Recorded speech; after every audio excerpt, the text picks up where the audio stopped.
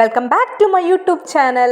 ഇന്ന് റോസിൻ്റെ വിശേഷമായിട്ടാണ് വന്നിട്ടുള്ളത്. നഴ്സറിയിൽ നിന്ന് റോസ് വാങ്ങിക്കുമ്പോൾ എന്തൊക്കെ കാര്യങ്ങൾ ശ്രദ്ധിക്കണം, റോസിന് നിറയെ പൂക്കളുണ്ടാവാൻ എന്തൊക്കെ കാര്യങ്ങളാണ് ശ്രദ്ധിച്ച് ചെയ്യേണ്ടതെന്ന് പറയുന്ന വീഡിയോ ആണ് ഇന്ന്. ആദ്യമായിട്ടാണോ ചാനൽ കാണുന്നത്? അങ്ങനെയാണെങ്കിൽ നമ്മൾ പ്ലാന്റ്സ്, റോസ് കെയർ ടിപ്സ്, അങ്ങനെ ടിപ്സ് ആൻഡ് ട്രിക്സ്, നിറയെ പൂക്കളുണ്ടാവാനുള്ള കാര്യങ്ങൾ, ഇങ്ങനെയുള്ള വീഡിയോസ് ചെയ്യുന്ന ഒരു ചാനലാണ്. ചെടികളും പൂക്കളും ഒക്കെ ഇഷ്ടമുള്ളവരാണെങ്കിൽ നാച്ചുറലായിട്ടുള്ള കാര്യങ്ങൾ വെച്ചിട്ട് നല്ല രീതിയിൽ പൂക്കൾ ഉണ്ടാക്കുക എന്നുള്ളതാണ് കേട്ടോ നമ്മൾ ഉദ്ദേശിക്കുന്നത്. കെമിക്കൽ ഒന്നും ഉപയോഗിക്കാതെ വീട്ടിലുള്ള കുറച്ച് സാധനങ്ങളൊക്കെ വെച്ചിട്ട് നമുക്ക് പൂക്കളൊക്കെ നിറയെ ഉണ്ടാക്കിയെടുക്കാൻ പറ്റും. അപ്പോൾ അങ്ങനെയുള്ള കാര്യങ്ങളൊക്കെ ചെയ്യാൻ താല്പര്യമുള്ളവരാണെങ്കിൽ ഒന്ന് സബ്സ്ക്രൈബ് ചെയ്ത് സപ്പോർട്ട് ചെയ്തേക്കണേ. ഇന്നത്തെ വിഷയം റോസിൻ്റെ വിശേഷമാണ്. നഴ്സറിയിൽ നിന്ന് റോസ് വാങ്ങിക്കുമ്പോൾ ശ്രദ്ധിക്കേണ്ട കുറച്ച് കാര്യങ്ങളൊക്കെ പറഞ്ഞുതരാം കേട്ടോ. അപ്പോൾ ആദ്യമായിട്ട് നമ്മൾ നോക്കേണ്ടത്, നമ്മൾ റോസ് വാങ്ങിക്കാൻ പോയി കഴിഞ്ഞാൽ അതിൻ്റെ ഇലയും തണ്ടിനും ഒക്കെ നല്ല പച്ച കളർ ഉണ്ടോ എന്ന് നോക്കുക. എന്നിട്ട് അങ്ങനെയുള്ള റോസാണ് നല്ല രീതിയിൽ വീട്ടിൽ കൊണ്ടുവന്നാൽ പിടിക്കുക. പിന്നെ കീടങ്ങൾ ഉണ്ടോ നോക്കണം. ഇലയ്ക്കൊരു ഡോട്ട് പുള്ളി അങ്ങനെയുള്ള കാര്യങ്ങളോ അല്ലെങ്കിൽ തണ്ടിനൊരു ബ്രൗൺ കളറോ അങ്ങനെയൊക്കെ കാണുകയാണെങ്കിൽ അത് എടുക്കരുത്. കീടങ്ങളുടെ ഒരാക്രമണം ഇല്ലാത്ത നല്ലൊരു പ്ലാന്റ് നോക്കി എടുക്കുക. പിന്നെ നമുക്ക് നല്ല തളിർത്ത് നിൽക്കുന്ന ബ്രൗൺ ലീവ്സ്, അപ്പോൾ നല്ല രീതിയിൽ തളിർത്ത് നിൽക്കുന്ന ഒരു ബ്രൗൺ ലീവ്സ് ഇല്ലേ, അങ്ങനെയുള്ള പ്ലാന്റാണ് നമ്മൾ എടുക്കുന്നതെങ്കിൽ നിറയെ പൂക്കളുണ്ടാവും. എന്തായാലും വീട്ടിൽ കൊണ്ടുവന്നാൽ പിടിക്കുക കേട്ടോ. അപ്പോൾ അങ്ങനത്തെ ഒരു കമ്പുകളുള്ള റോസ് എടുക്കാൻ പറ്റും. പിന്നെ ഇങ്ങനെ ഒരു ശോഷിച്ച പോലെ നേർമയായിട്ടുള്ള കമ്പുകൾ, പിന്നെ ഒരു തളർച്ച പോലെ തോന്നുകയാണെങ്കിൽ അങ്ങനത്തെ റോസുകൾ എടുക്കാതിരിക്കുക കേട്ടോ. പിന്നെ വെള്ളം നന്നായിട്ട് ഒഴുകുന്ന കവറാണോ അത് നോക്കണം. കാരണം എന്താ വെച്ചാൽ വെള്ളം കെട്ടി നിൽക്കുന്ന ഒരു പോട്ടാണ് അതെങ്കിൽ ചെറിയ രീതിയിൽ വേര് ചീഞ്ഞിട്ടുണ്ടാവും. അപ്പോൾ നമ്മൾ വീട്ടിൽ കൊണ്ടുവന്ന് റിപ്പോർട്ട് ചെയ്യുമ്പോൾ ചീഞ്ഞു പോകാൻ സാധ്യതയുണ്ട്. അപ്പോൾ അതൊന്ന് ശ്രദ്ധിക്കുക. വെള്ളമൊക്കെ നല്ല രീതിയിൽ പോകുന്നുണ്ടോ, ഡ്രൈനേജ് ഹോളൊക്കെ പെർഫെക്റ്റ് ആണോ എന്ന് ചെക്ക് ചെയ്തിട്ടുള്ള അങ്ങനത്തെ ഒരു പോട്ട് എടുക്കുക കേട്ടോ. പിന്നെ നമ്മൾ വീട്ടിൽ കൊണ്ടുവന്ന് കഴിഞ്ഞാലുള്ള കാര്യങ്ങൾ ചെയ്യേണ്ട എന്താണെന്ന് വെച്ചാൽ ഒരാഴ്ച 2 ആഴ്ച കഴിഞ്ഞിട്ട് ഈ റോസ് നമ്മൾ പിടിപ്പിക്കാൻ പാടുള്ളൂ. എന്താണെന്ന് വെച്ചാൽ അവിടുത്തെ ക്ലൈമറ്റും നമ്മുടെ ക്ലൈമറ്റും തമ്മിൽ ഒരുപാട് വ്യത്യാസമുണ്ട്. അപ്പോൾ അവിടെ ഒരു തണുപ്പൊരവസ്ഥയിൽ വെക്കുന്ന പ്ലാന്റാണ് എപ്പോഴും പച്ച നെറ്റിൻ്റെ ഉള്ളിൽ. അപ്പോൾ നമ്മുടെ ക്ലൈമറ്റായിട്ട് ഒന്ന് സെറ്റ് ആവാനുള്ള ഒരു സമയം കൊടുക്കണം കേട്ടോ. എന്നിട്ട് ഒരു 2 ആഴ്ചയൊക്കെ കഴിഞ്ഞിട്ട് നമ്മൾ നട്ടാൽ മതി, അല്ലെങ്കിൽ ഒരാഴ്ചയൊക്കെ കഴിഞ്ഞിട്ട് നമുക്ക് നട്ടാൽ മതി. പിന്നെ പോട്ടി മിക്സായിട്ട് നമുക്ക് കുറച്ച് മണ്ണും മണലും മിക്സ് ചെയ്ത മണ്ണാണ് എടുക്കേണ്ടത്. അതിലേക്ക് വേണമെങ്കിൽ ചാണകപ്പൊടി, ഇനിയിപ്പോൾ നിങ്ങൾ പുറത്തുനിന്ന് വളമൊക്കെ വാങ്ങിക്കുന്നവരാണെങ്കിൽ നിങ്ങൾക്ക് എല്ലുപൊടി ഇട്ട് കൊടുക്കുക. പക്ഷെ ഞാൻ ചാണകപ്പൊടി ഇട്ടാണ് എപ്പോഴും ചെയ്യാറ്. പിന്നെ വെള്ളമൊക്കെ ഒന്ന് എക്സസ് വെള്ളം വലിച്ചെടുക്കാൻ വേണ്ടി കോക്കോ പീറ്റ് ഇട്ട് കൊടുക്കുക കേട്ടോ. പിന്നെ നമ്മൾ വീട്ടിൽ കൊണ്ടുവന്ന് കഴിഞ്ഞിട്ട് ഷെയ്ഡിലാണ് വെക്കേണ്ടത്. അപ്പോൾ അവിടെ വെക്കുമ്പോൾ വേണമെങ്കിൽ നീം ഓയിൽ ഒന്ന് സ്പ്രേ ചെയ്ത് കൊടുക്കുന്നത് നല്ലതാണ്. ഇനി നീം ഓയിൽ ഇല്ലാത്തവരാണെങ്കിൽ കുഴപ്പമില്ല, നീം ഓയിൽ സ്പ്രേ ചെയ്തില്ലെങ്കിലും പ്രശ്നമൊന്നുമില്ല.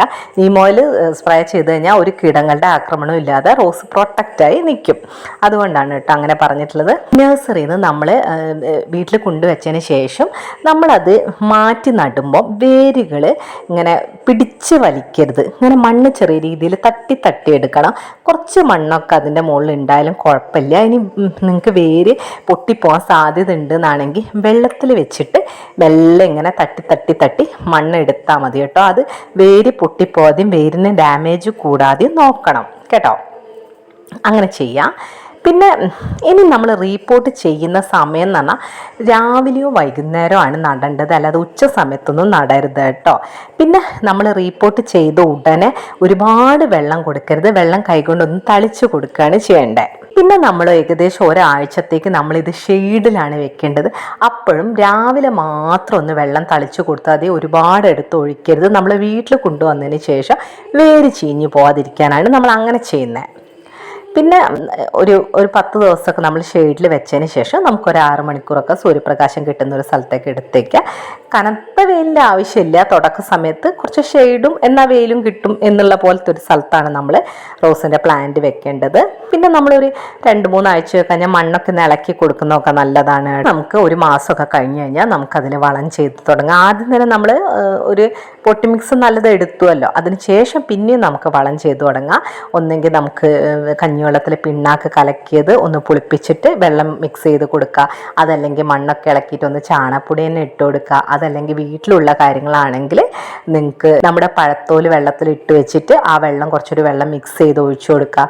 വേണമെങ്കിൽ മുട്ടത്തോട് പൊടിച്ചിട്ടൊന്ന് ഇട്ട് കൊടുക്കുക. അതല്ലെങ്കിൽ നമുക്ക് പഴത്തിൻ്റെ തൊലി ഉണക്കി പൊടിച്ചിട്ട് ഇട്ട് കൊടുക്കുക. വേഗം പൂവുണ്ടാകാൻ വളരെ നല്ലതാണ് കേട്ടോ അത്. അപ്പോൾ അങ്ങനെയുള്ള കാര്യങ്ങളൊക്കെ നമുക്ക് കൊടുക്കാവുന്നതാണ്. പിന്നെ നമ്മൾ ചായ കുടിച്ച് കഴിഞ്ഞിട്ടുള്ള ചണ്ടിയില്ലേ, അത് നല്ലോണം കഴുകണേ, അതല്ലെങ്കിൽ ഫംഗസ് കയറാൻ സാധ്യതയുണ്ട്. റോസിന് കഴുകി ഉണക്കി വെച്ചിട്ട് അതിങ്ങനെ മണ്ണൊന്ന് ഇളക്കിയിട്ട് കൊടുക്കുക. നമ്മുടെ വീട്ടിലുള്ള ഉള്ളിയുടെ തൊലി ഒന്ന് വെയിലത്ത് വെച്ച് ഉണക്കിയിട്ട് നമുക്ക് ഈ ചെടിയുടെ മണ്ണൊന്ന് ഇളക്കിയിട്ടൊക്കെ ഇട്ട് കൊടുക്കുക. അങ്ങനെ ഈ വളങ്ങളൊക്കെ നമ്മൾ 1 മാസം കഴിഞ്ഞാൽ ചെയ്യാൻ പറ്റുന്നതാണ് കേട്ടോ. പിന്നെ ഉള്ള കാര്യം, ചെറിയ രീതിയിൽ പൂക്കളൊക്കെ വന്നു തുടങ്ങും, പിന്നെ നിറയെ പൂക്കൾ വരാൻ തുടങ്ങും. അപ്പോൾ ഈ വന്ന പൂക്കളൊക്കെ നല്ല രീതിയിൽ വെട്ടിക്കൊടുക്കണം. പിന്നീട് അവിടെ തൊഴിഞ്ഞു കഴിഞ്ഞ് കഴിഞ്ഞാൽ വെക്കേണ്ട ആവശ്യമില്ല. പിന്നെ ചെടിയും അത്യാവശ്യം കുറ്റി പോലെയാക്കി വെട്ടിക്കൊടുക്കണം. റോസ് ഒരുപാട് നീണ്ട് വളരേണ്ട ആവശ്യം വരുന്നില്ല. പിന്നെ മെയിനായിട്ടും റോസ് ഡിസംബർ ജനുവരി മാസത്തിലാണ് പ്രൂൺ ചെയ്യാറ്.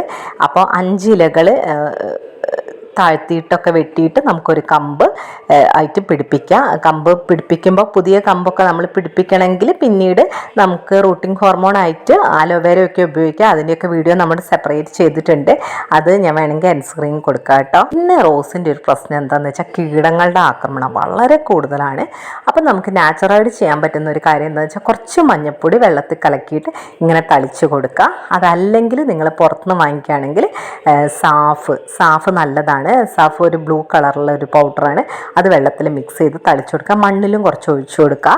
നല്ലൊരു പെസ്റ്റ് കൺട്രോളാണ് കേട്ടോ അത്. പിന്നെ അതല്ലെങ്കിൽ നമുക്ക് നീം ഓയിൽ 10 തുള്ളി ഡിഷ് വാഷ് മിക്സ് ചെയ്ത് വെള്ളത്തിൽ 1 ലിറ്റർ വെള്ളത്തിൽ മിക്സ് ചെയ്തിട്ട് സ്പ്രേ ചെയ്ത് കൊടുക്കുക കേട്ടോ. ഞാൻ സ്ഥിരമായിട്ട് നീം ഓയിലാണ് യൂസ് ചെയ്യാറ്. വളരെ എഫക്റ്റീവാണ് കേട്ടോ. പിന്നെ ഒരുപാട് വെള്ളം കൊടുക്കരുത്. റോസിന് ഒരു നേരം മാത്രം നനയ്ക്കേണ്ട ആവശ്യമുള്ളൂ. പ്രത്യേകിച്ച് രാവിലെ റോസ് നനയ്ക്കുന്നതാണ് ഏറ്റവും നല്ലത് എന്നാണ് എനിക്ക് തോന്നിയിട്ടുള്ളത്. നിങ്ങൾക്ക് ഈ നീമോയിലൊന്നും വാങ്ങിക്കാൻ പറ്റാത്തവരാണെങ്കിൽ ഏറ്റവും നല്ലൊരു കാര്യമുണ്ട്. നമ്മുടെ പച്ചമുളകില്ലേ, നന്നായിട്ട് മിക്സിയിൽ അടിച്ചിട്ട് കുറച്ച് വെള്ളം മിക്സ് ചെയ്ത് സ്പ്രേ ചെയ്ത് കഴിഞ്ഞാൽ നമ്മളെ കീടങ്ങളെ ഒരു പരിധി വരെ തുരത്താം കേട്ടോ. അതേപോലെ തന്നെ അതിൻ്റെ കൂടെ വെളുത്തുള്ളിയൂടി മിക്സ് ചെയ്താലും നല്ലതാണ്.